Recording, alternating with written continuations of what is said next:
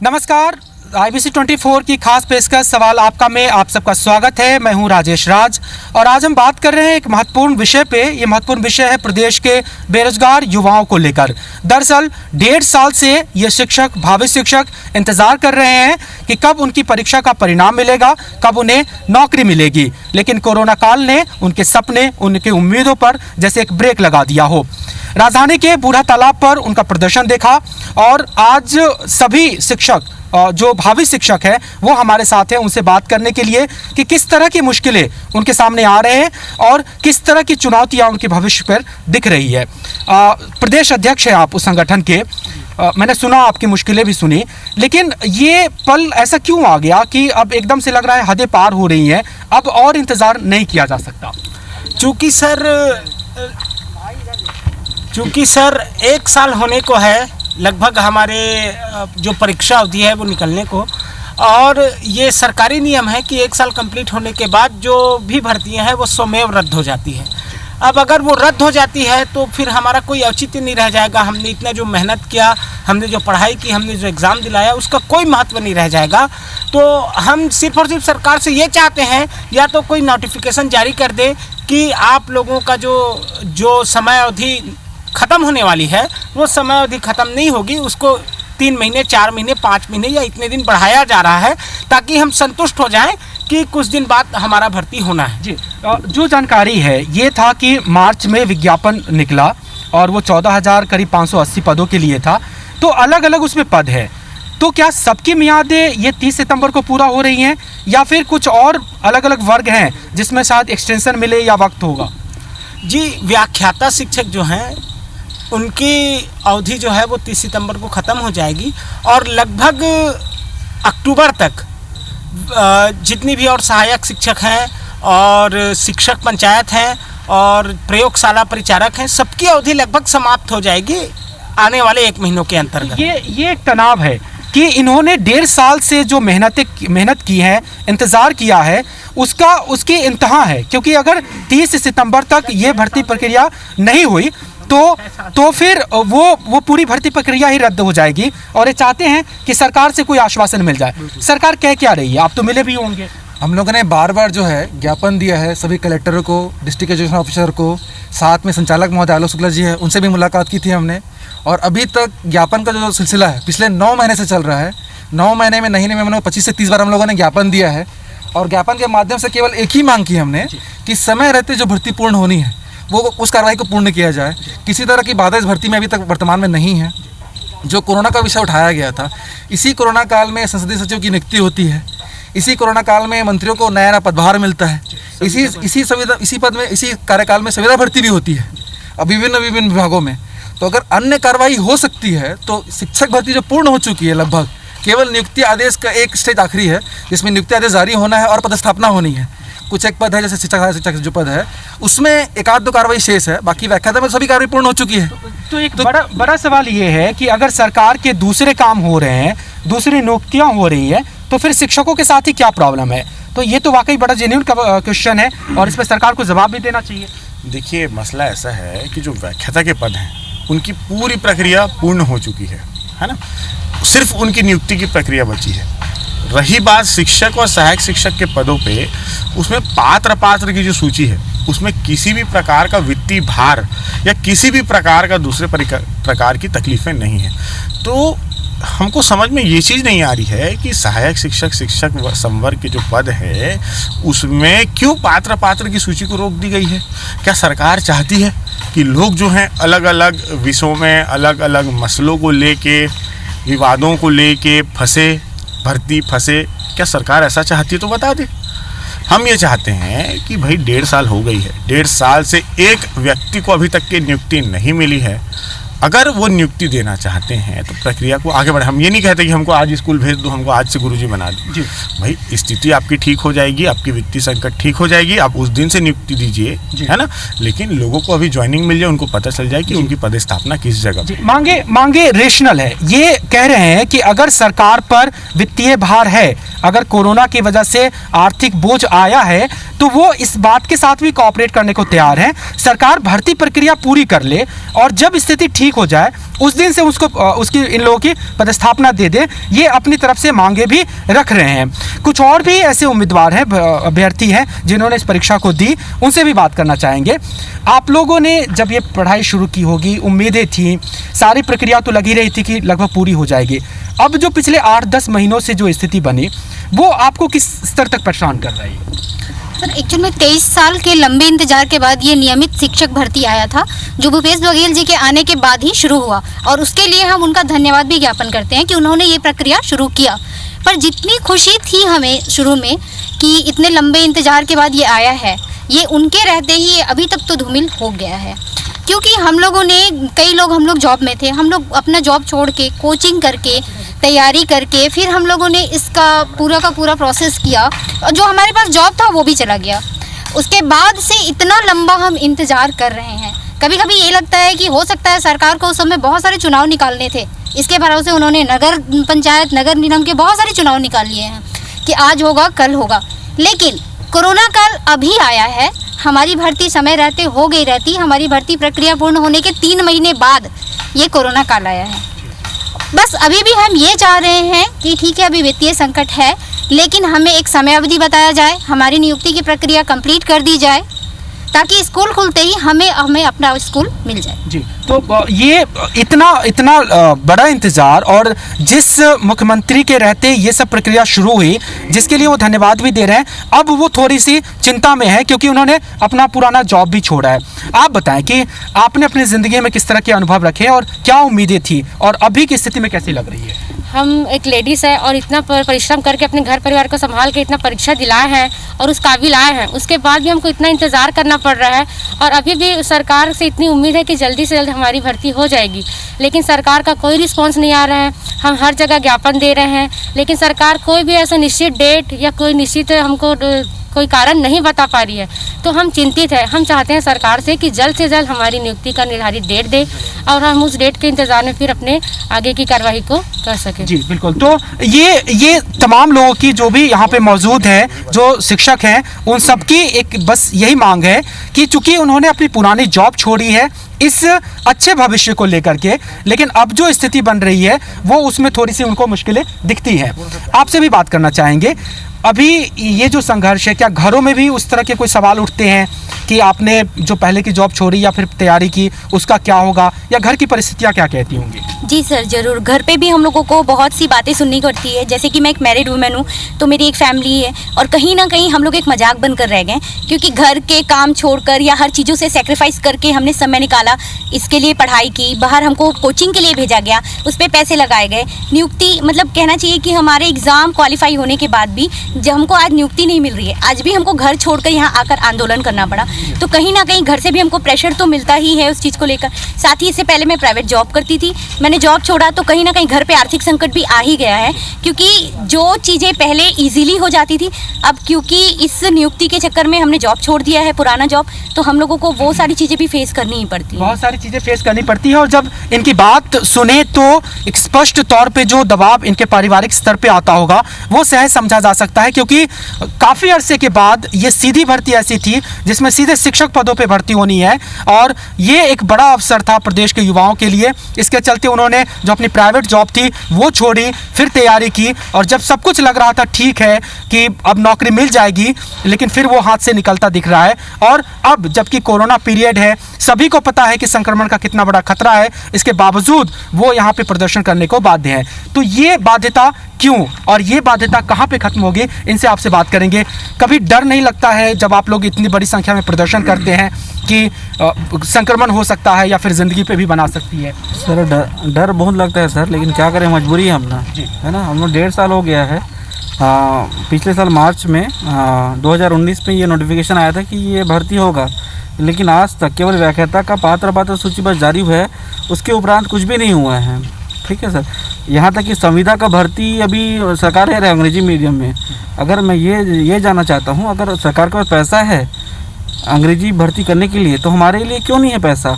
सभी का भर्ती कर रहे हैं, नर्स का कर रहे हैं, सड़कें बना रहे हैं, हज हाउस बना रहे हैं, सब कुछ तो कर रहे हैं वो, लेकिन हमारे लिए क्या कर रहे हैं? कुछ तो आश्वासन दे हमें, है ना, तभी हम वो तैयार हों।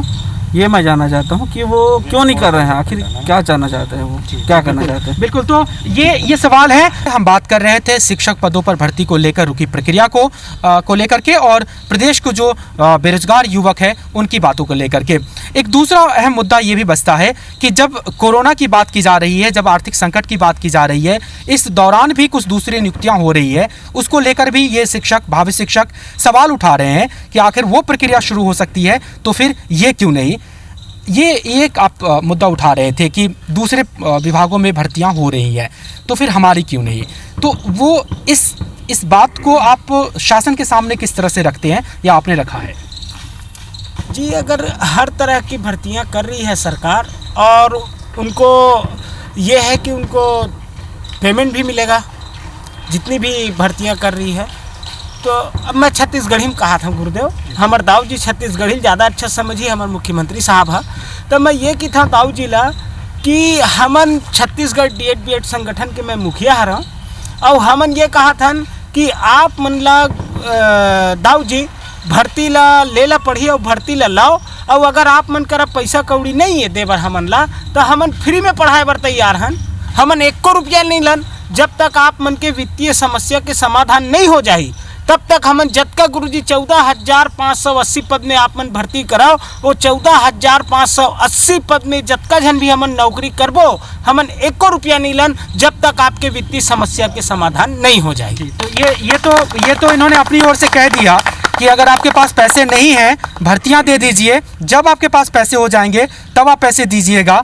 ये तो काफ़ी बड़ा दिल दिखाया। तो आप सरकार से क्या उम्मीद कर रहे हैं? देखिए, 40 उत्कृष्ट विद्यालय खोला गया अंग्रेजी माध्यम का, और हमारे यहाँ जो अभी 14,580 पदों पे भर्ती हुई उसमें 706 पदों पे अंग्रेजी माध्यम के शिक्षकों की परीक्षाएं हुई है।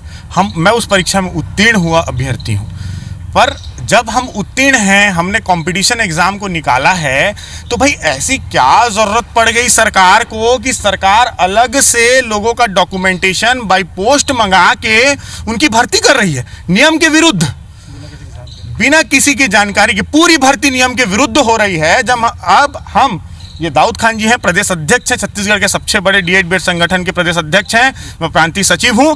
जब अगर हम उसकी शिकायत अगर किसी जिला शिक्षा अधिकारी को करते हैं तो वो हमको कहते हैं कि मैं फोन में बात नहीं करता हूं, तो क्या हम 1.5 लाख लोगों के प्रतिनिधि से वो फोन पे बात नहीं करने का अधिकार रखते हैं? हम हाथ जोड़ के विनती कर रहे थे। कांकेर के DO हैं मिस्टर राकेश पांडे, जब मैं उनको फ़ोन किया, मैं बोला सर अनियमितता हो रही है, उसमें तकलीफें हैं जो आप भर्ती कर रहे हैं, मैं फ़ोन में बात नहीं करता, आके मिलो। ये भी एक इशू है कि अगर दूसरी परीक्षाएं हो रही है संविदा पे करने की ज़रूरत क्यों है। हमारे साथ कुछ और हैं जो इस पूरे एपिसोड में एक त्रासदी भी प्रस्तुत करती है। जब हम बेरोजगार की बात करते हैं, जब हम असहाय की बात करते हैं, हमारे साथ एक शिक्षक, भावी शिक्षक होने वाले जिन्होंने परीक्षा पास की, दिव्यांग भी है, वो भी हमारे इस शो में अपनी बात रखने आए हैं। क्या कह रहे हैं आप और क्या चाह रहे हैं सरकार से? सर, मैं विकलांग हूँ, लेकिन भूपेश बघेल जी से यही प्रार्थना करता हूँ कि जल्दी से जल्दी शिक्षक भर्ती करें, लेकिन कोरोना काल के कारण इस तरीके से लेट करना उचित नहीं है, क्योंकि हर चीज़ के भर्ती सभी चीज़ में ले रहे हैं, हर यहाँ क्या बोलते हैं अन्य विभागों में भर्ती ले रहे हैं, लेकिन हमारे शिक्षा विभाग में भर्ती नहीं ले रहे हैं। तो कम से कम यही चीज़ की भर्ती लेना चाहिए। हम लोग इनसे यही उम्मीद करते हैं। तो आपने कितने समय से ये तैयारी की थी, और जब ये तैयारी की थी क्या उसके पहले कभी जॉब कर रहे थे, क्या उसको छोड़ करके की, या घर की स्थिति कैसे है वो बताएं? घर की स्थिति तो इतनी अच्छी नहीं है, लेकिन मैं 2014-15 में पढ़ाई किया हूँ, और बेमेतरा में जो डाइट है वहाँ पढ़ाई किया हूँ, और घर से बाहर रह के पढ़ाई किया हूँ। पूरे खर्चे मैं ही, मतलब पिताजी वहन करते थे, और बाहर रह के और वहाँ से किराए में रह के वहन करता था। जी, तो ये काफ़ी बड़ी उम्मीद रही होगी आपको इस जॉब से। हाँ, लेकिन भर्ती नहीं ले रहे हैं, इसीलिए इसे दिक्कत हो रही है, तो इसलिए हड़तालें हो रही है। जी जी बिल्कुल। तो ये एक पीड़ा समझिए, तकलीफ समझिए कि प्रदेश के ऐसे लोग भी हैं जो इस उम्मीद में रुके हुए हैं कि जब उन्होंने परीक्षाएं पास कर ली हैं तो सरकार उनको नियुक्ति देंगी। आप भी शायद उस इंतज़ार में होंगे। जी जी सर, आज हम इसी मामले को लेकर आज हम लोग आंदोलन किए थे 1 दिवसीय। हमारा मांग यही है कि जो व्याख्याता का तो लगभग फाइनलिस्ट जारी करना है नियुक्ति आदेश, और जो सहायक शिक्षक और शिक्षक का पात्र लिस्ट जारी करना है, उसी को लेकर हम लोग आज आंदोलन किए थे। और सरकार को अल्टीमेट दिए हैं कि अगर 1 सितंबर तक कुछ सकारात्मक पहल नहीं आई तो अनिश्चितकालीन उग्र आंदोलन होगा प्रदेश में। हम इस पे भी बात करते हैं कि जब प्रदर्शन हुआ, जब सरकार को लगातार ज्ञापन सौंपा गया है, अब आगे की रणनीति क्या होगी? क्योंकि 30 सितंबर व्याख्याता पदों के जो उम्मीदवार हैं उनके लिए लास्ट लाइन है। अगर सरकार ने अपनी ओर से कोई निर्देश नहीं जारी किया तो ये प्रक्रिया खुद में स्वयं निरस्त हो जाएगी और फिर ऐसे में बड़ा संकट ऐसे प्रदेश के लाखों लोगों के ऊपर होगा। तो अल्टीमेटम क्या है? 1 सितंबर को आपने कहा कि निर्णय ले लीजिए, नहीं तो हम उग्र करेंगे। आगे में उग्र में और क्या क्या, या फिर आगे की 1 तारीख को हम लोगों ने सब जो सरकार उनको अल्टीमेटम दिया हुआ है कि 1 तारीख तक अगर कोई सकारात्मक पहल अगर सरकार की तरफ से नहीं होती है तो 5 सितंबर जो कि शिक्षक दिवस है, उस दिन से हम कहीं ना कहीं हम आमरण अनशन पे बैठेंगे। साथ ही साथ हमारे कुछ मित्र हैं जो मुंडन कराएंगे अपना विरोध प्रदर्शन करने के लिए। और चूँकि सबसे बड़ा मुद्दा जो था अभी तक कोरोना का था कि कोरोना काल में आर्थिक स्थिति ठीक नहीं है शासन की, इस कारण से बार बार भर्ती को टाला जा रहा है। तो अभी हाल में ही छत्तीसगढ़ शासन द्वारा 3 साल का प्रोबेशन पीरियड लाया गया है। इसके पहले जो प्रोबेशन पीरियड था 2 साल का था, अब उसको 3 साल का कर दिया गया। साथ ही साथ 3 वर्ष की वेतन कटौती भी हुई है। स्टाइपेंड के तौर पर तंखा दिया जाएगा, नियमित वेतन का तंखा भी नहीं मिलेगा। और हर साल 20 से 30% वेतन कटौती की प्रावधान उन्होंने लाया है। ये सब चीज़ें भी आप लोगों को कहीं ना कहीं विचलित करती होगी। हमारे साथ अभी जुड़ रहे हैं छत्तीसगढ़ तृतीय वर्ग कर्मचारी संगठन के प्रदेश अध्यक्ष, इन्होंने भी समर्थन दिया है और अब इसके समर्थन में, इन शिक्षकों के समर्थन में वो भी आ गए हैं। तो आप तो काफ़ी लंबी लड़ाई मैंने देखा है कि शिक्षाकर्मी 2006-08 के दिनों में भी आपको उनके साथ संघर्ष करते देखा है। अब इस नई पीढ़ी के जो युवा हैं वो भी आपके साथ हैं।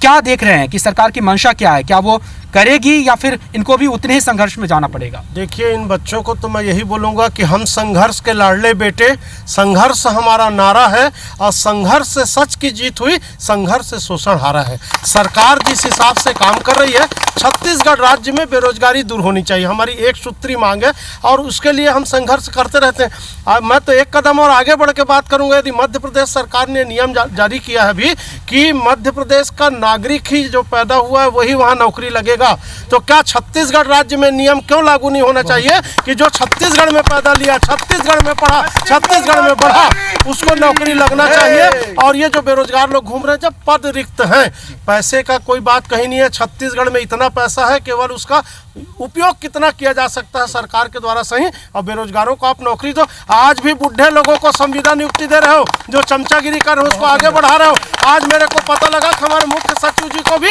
6 महीने का एक्सटेंशन दे रहे हैं। ये क्यों भूल रहे हो कि आप उनको एक्सटेंशन दोगे तो उसके नीचे वाला जो मुख्य सचिव बनने वाला है उस बेचारे गरीब का तो अहित होगा ना। जी, आपने कहा कि हम इसके समर्थन में भी खड़े होंगे, तो वो समर्थन किस तरह का होगा? अगर ये इन्होंने कहा कि 1 तारीख तक अल्टीमेटम दिया है सरकार को, अगर वो पूरा नहीं होता है 5 को, ये उससे भी आगे धरने पे जाने की तैयारी में है, आप और आपका बहुत बड़ा संगठन है, वो किस रूप में इनकी मदद करने सामने आ रहा है? मैं तो इनके लिए माननीय मुख्यमंत्री जी, शिक्षा मंत्री जी से अपील करूंगा कि शिक्षक दिवस के दिन इनको सम्मान दें और शिक्षकों के भर्ती का निर्णय लें। और यदि नहीं होता है तो ये आगे बढ़ेंगे, लड़ना इनको है, ये जितना लड़ेंगे मैं उनके साथ रहूंगा। ये खुद नहीं लड़ेंगे तो फिर मैं क्या कर सकता हूँ? लेकिन हमारा ये मांग है कि रिक्त पदों पर भर्ती किया जाए और इनको नियमित किया जाए। शिक्षकों को नौकरी मिलना चाहिए, बेरोजगारी नहीं रहना चाहिए। और जो भी हमारे भाई बात कर रहा था ना, बिना नियम में संशोधन किए कोई भी नियम बनाएगा, जीएडी बनाएगा। वित्त विभाग ने नियम जारी कर दिया कि ये जो परीक्षा अवधि होगा वो 2 साल से बढ़ा के 3 साल,